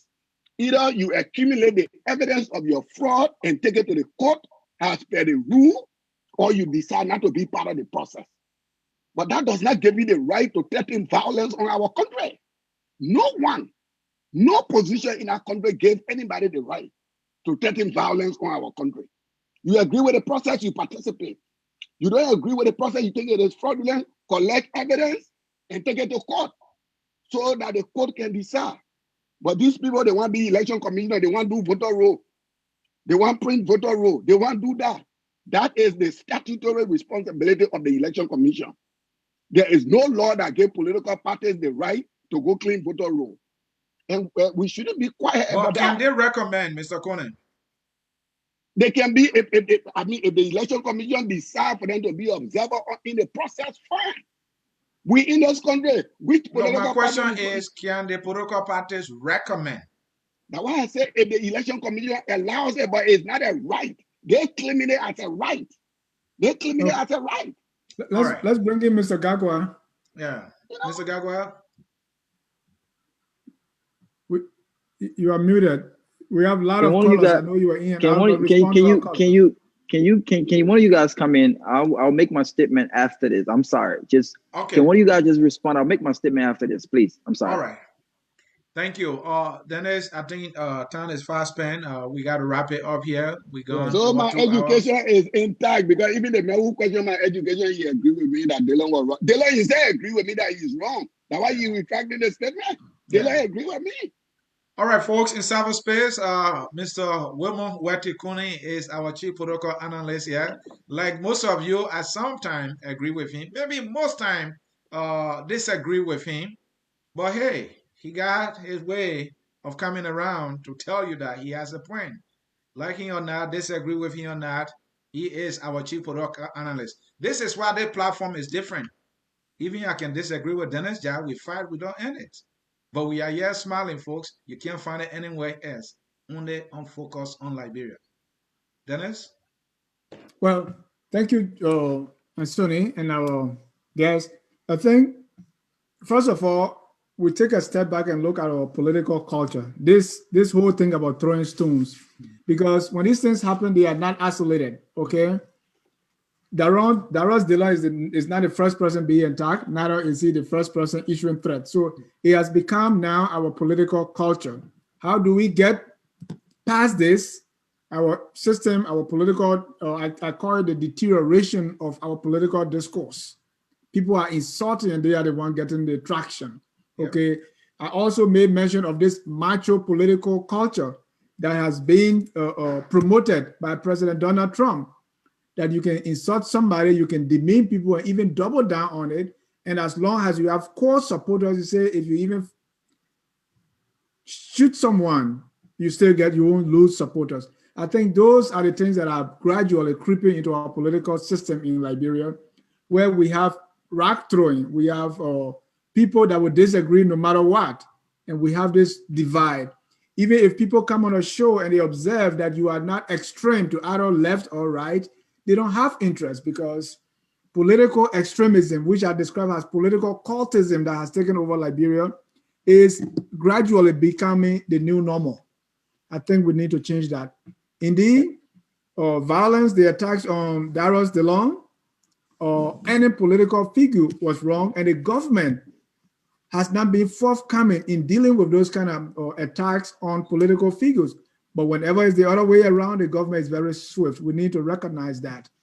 Darius Dillion's threats on President Weah or the country, threatening violence, throwing stones, and even talking about weapons, that was disgraceful. He shouldn't have said that. And coming back to eat his own words or apologizing or retracting is even worse, because we've seen a pattern of Mr. Dillion saying something and turning 180 the next day. Mr. Dillion, please hire a staff, take a deep breath. Normally you say count, 1,001, 1,002, 1,003, 5 seconds before you respond. Right now, that's not happening, and that is making your light to be flickering. I want you to keep that light on, Mr. Dillion. And I want him also to keep that light on. Some people are saying that light might be the Channing light. With him eating his words all the time and coming back to apologize after trying to play Mr. Tough Guy. If you are not a tough guy like me, don't play Mr. Tough. You don't know how to do it, don't do it. Play Mr. Cool. Well, Robert Gagwa is back with us. Let me give my closing statement quickly. Yes, please. Mm-hmm. And let me touch on a few things before I leave you guys. Yeah, don't forget about the Trump culture that is now the new normal. Yeah. So first, I think Gelman made a very ignorant statement. And I think that he should apologize to the Pops. You can disagree with his analysis, but the question, his professionalism based on where he got his degree, I think is very insulting. That's one. Two, I'm not sure if it was my brother Maluba who came on and was talking about us spending more time on the attack on Dillion. That was Cassidy Double. Cassidy Double. I think we would have been talking more about the attack on Dillion had Dillion not made the statements that he made. I think his statements overshadowed what occurred in St. Paul Breach or in whatever that incident took place. And so the reason why we are talking more about what Dillion said rather than what occurred, it's not that one is greater than the other. It's not that we are trying to undermine the magnitude of the attack on his person. It's absolutely should be denounced, and it absolutely should be condemned. But again, as a leader, Dillion missed the opportunity to respond. He missed the opportunity to call for action, sensible, responsible actions. And he got way ahead of himself going into the threats that he made. I also like to say that regardless of where violence comes from, I think this whole idea of when violence happens and it happens to the opposition, and I'm a member of the opposition, it somehow gives me this thought process of not being so strong and tough in condemnation. I think is dangerous given our history of violence. I believe that regardless where violence comes from, whether it comes from CPP, whether it's what happened in Lima County, it had nothing to do with the president or CBC. It should be condemned not only by those within the opposition, but by all well-meaning and disciplined, peace-loving Liberians. If it happens and you have, as it been reported, or sedition attack Dillion, not only should we be talking about what Dillion said, and I agree, we should also be calling on the president of Liberia to condemn such violence. Because again, if anything happens on the president, it happens on his watch, it reflects his presidency. So we have to be honest. We have to put Liberia above partisanship. I think what's happening, and you can see the hypocrisy on both sides. The opposition wants to question, Stephen Johnson just said, well, should the president be arrested for making threatening statement about slapping someone? The president should not even be making those statements. But does it justify your justification for what Dillion did today? Stephen Johnson and others have not even had the balls to condemn what happened today.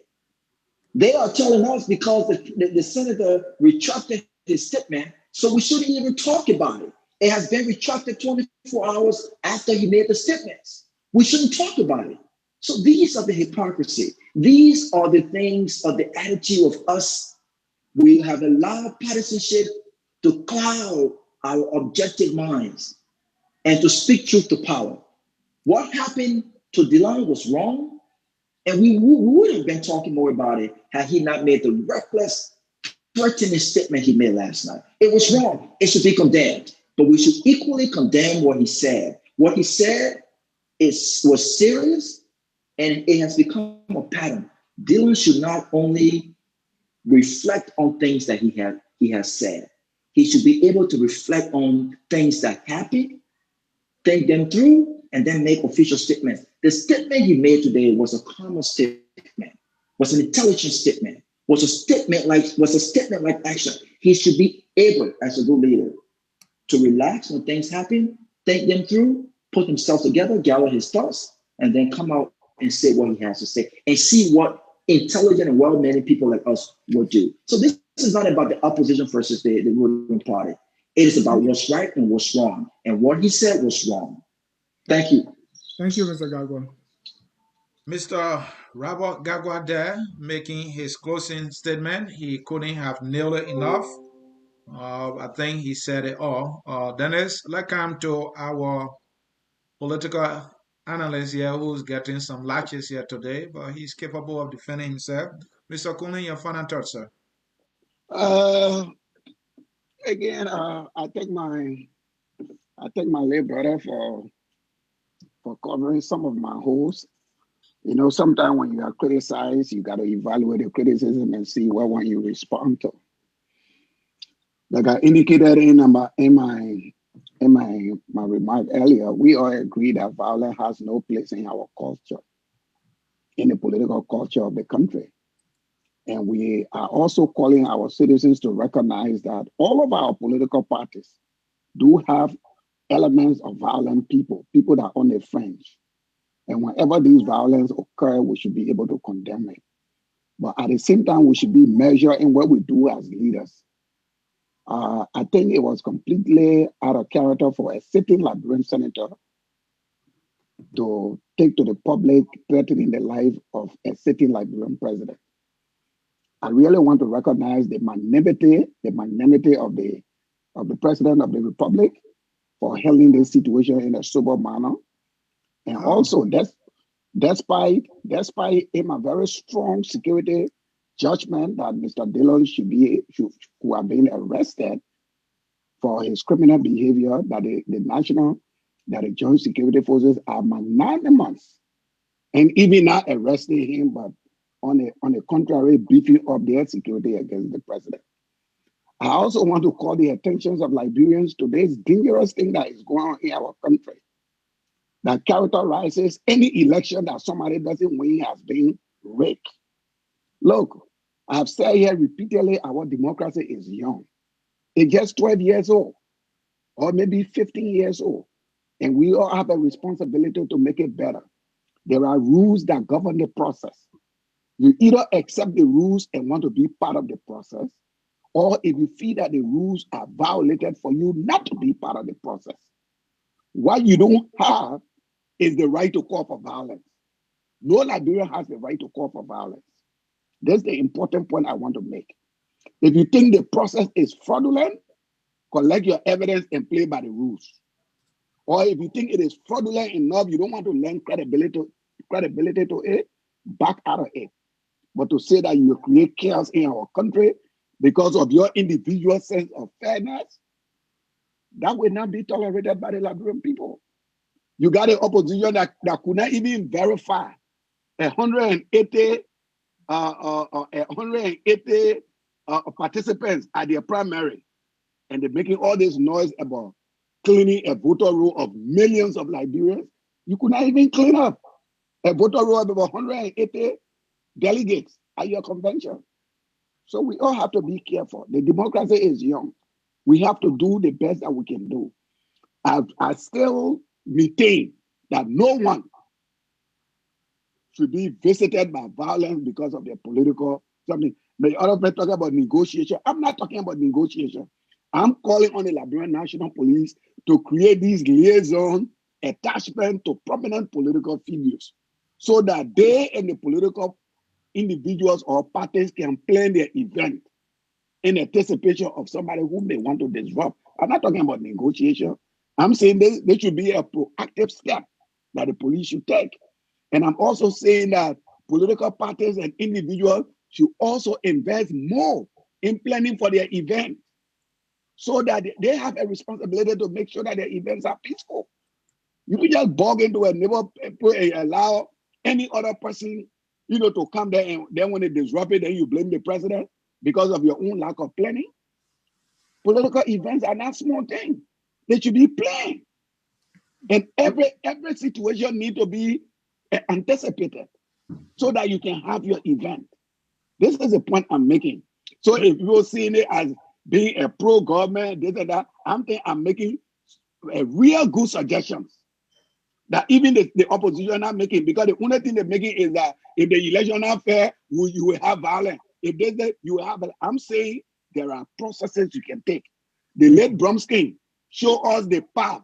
If elections are not fair, what to do is to go to court. It's not to threaten violence.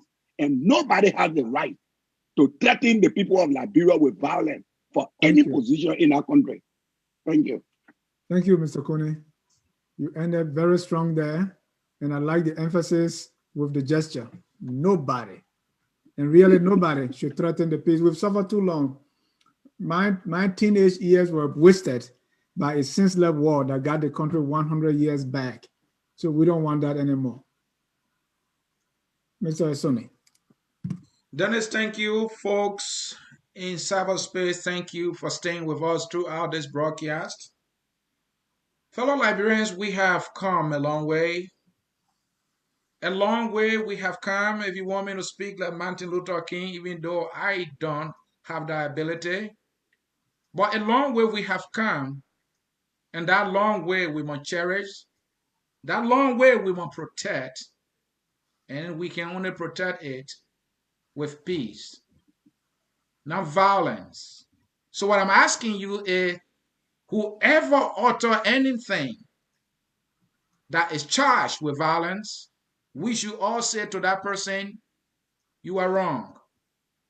Because when we allow the wrong to persist, then that wrong grows into something that we all don't want. I am not a friend of the government. I never shy away from saying it. But the statement from Dillion took everything from him in terms of the light he claimed to be. We would have been talking about the attack against him if he had not made a reckless statement. But the government too has a responsibility to protect all citizens. Security is one of the statutory responsibilities of a government. And so the government should provide that security, especially for individuals who too, like them, have a lot of people following them. If we do that, I think we will have the Liberia. The one Dennis Jar called that glorious land of liberty. I have not seen that land getting glorious. I don't know if we'll ever get glorious in my lifetime. But then he's a Bible guy. He's praying. I don't pray. I work. On that note, I want to say thank you, Wema Kuni. Thank you, Dennis Jar. Thanks to all our listeners. But there is a song that says we are all Liberians. Mr. Sia, before you leave, I want to leave our audience with this, because He's all through getting the jealous. broadcast, I'm always leaving something with it. yes, this Now day he's I will getting leave something. fired up. I will leave something with the audience. Go for because it. all through, one word that is mentioned throughout this podcast is rock. People are throwing rocks. Rock need to be thrown. Honorable Darius Dillion said he will have bags of rocks. So I went back and I thought about rocks seriously. What? And I love rocks for two reasons. So I want to see what Liberians are doing with rocks nowadays. My Bible tells me that shepherd boy David, he took 5 stones or 5 rocks. And in my Bible, we as kids, we said the rocks represented F-A-I-T-H, faith, because there were 5 rocks. And he killed Goliath. Today, the story of David and Goliath is still being told. He used rock. When Jesus asked his disciples, who do people say I am? He said, well, some people say you are Elijah, some say you are Moses. And he said, who do you say I am? And Peter answered and said, you are Christ, the Messiah. And he told Peter, and I tell you, you are Peter. And on this rock, meaning Peter meaning rock, and on this rock I will build my church, and the house and the gates of hell will not prevail against it. That was the rock. See why I love rock? As a refugee boy living in Zerikore, right behind my house in Horoya, there was a big hill, and that hill was full of rocks. And we crushed that rock to be able to sell and eke a simple livelihood. That's why I love rock. Today, the people of Liberia, the politicians and their followers have no meaning of rocks, and they are throwing stones to vent their anger, their frustration, and sometimes intimidate their opponents. Let's remember, Mr. C.A., I love rocks, and Liberians should use rocks wisely. Good night. Hey. And I told you he was, or he is, a Bible boy. And so he gave you that Bible story, that sweet story, that story that gives you hope. But Wema Kuni may not be buying that. We have to leave, folks. Bye-bye. Good night. We are Liberia. Liberia is our home.